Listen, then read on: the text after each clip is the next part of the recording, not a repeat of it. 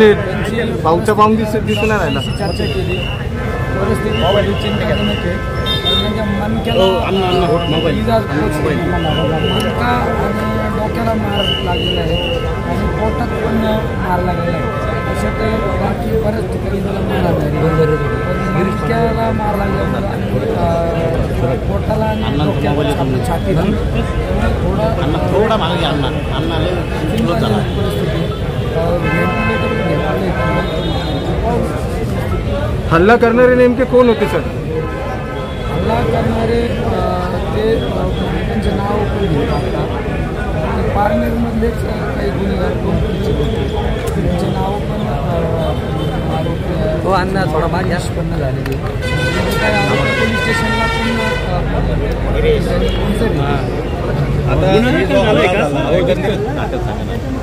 अरे तू स्वप्नील बुमनीट धरणार पुढे काढ ना ते 24 तास कोणा काय राजकारण हा खेळ. तुम्हाला बूम बाहेर घे ना नंतर सुद्धा ती पचावता आली पाहिजे आणि पराभव झाल्यानंतर सुद्धा ती पचावता आला पाहिजे.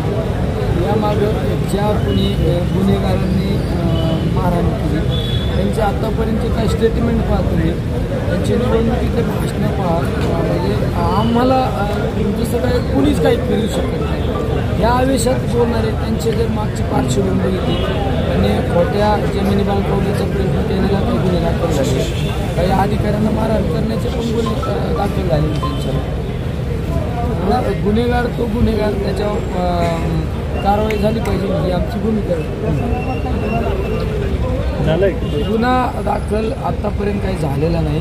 त्यामध्ये पोलीस प्रशासनाचा कुठला दोष नाही, कारण पोलीस प्रशासनाला फिर्यादच दाखल नाही दिली, फिर्यादच दिली नाही तर ते तरी कसे दाखल करते. म्हणून आता ज्यांना मारहाण झाली ते थोडे शुद्धी आल्यामुळं त्यांचं स्टेटमेंट आता चालू आहे. असं शांततेचं आवाहन करणं ते काय नाही, कार्यकर्त्यांना तर माझी विनंती आहे शांतता ठेवली पाहिजे, कुठला कायदा हातात घेतला नाही पाहिजे आणि पोलीस प्रशासन असो किंवा शासकीय यंत्रणेला कुठला आपल्यामुळं त्रास होईल असं कुठलं वक्तव्य किंवा कृत्य केलं नाही पाहिजे. परंतु कुठला पण पक्षाचा असो, कार्यकर्ता असो किंवा कुठल्या संघटनेचा असो.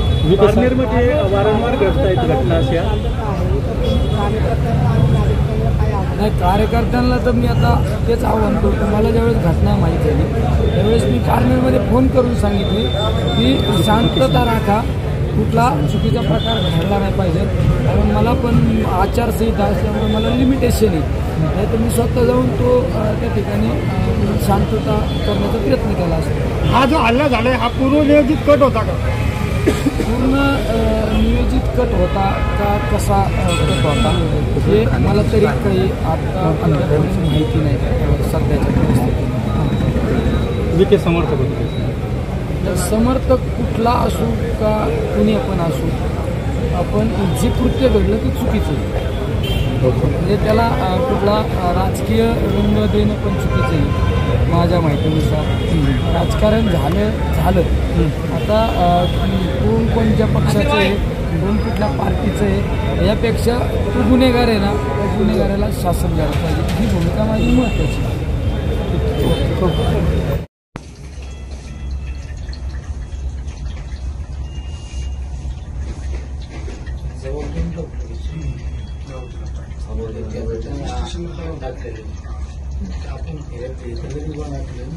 आवड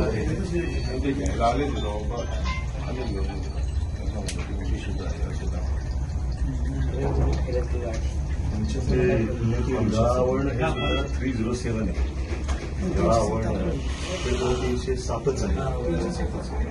अटेम्प्ट टू मर्डरच आहे.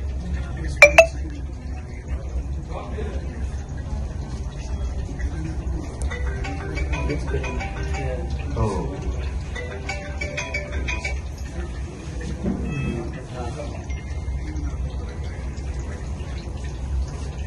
दाखल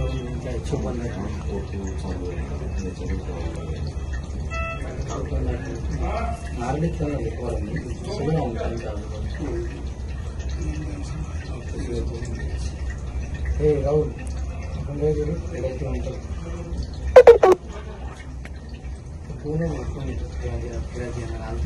डिपार्टमेंट ताज्या